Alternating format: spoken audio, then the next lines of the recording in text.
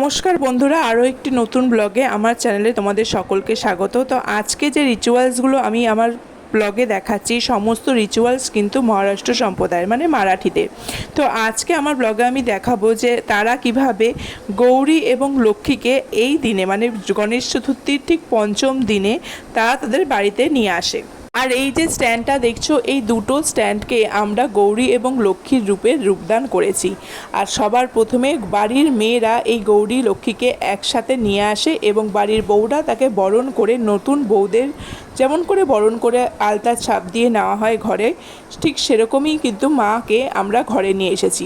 আর মা ঘরে আসা মাত্রই সবার রান্নাঘরে এবং সবার ঘরে ওনারা দেখে নেন, দেখে যাওয়ার সময় সুখ সম্পত্তি সমৃদ্ধ সমস্ত কিছু আশীর্বাদ স্বরূপ আমাদেরকে প্রদান করে যায়। এবং এই যে আজকের দিনে রাতের বেলা এনাদেরকে ভোগ হিসেবে দেওয়া হয় শাক এবং রুটি।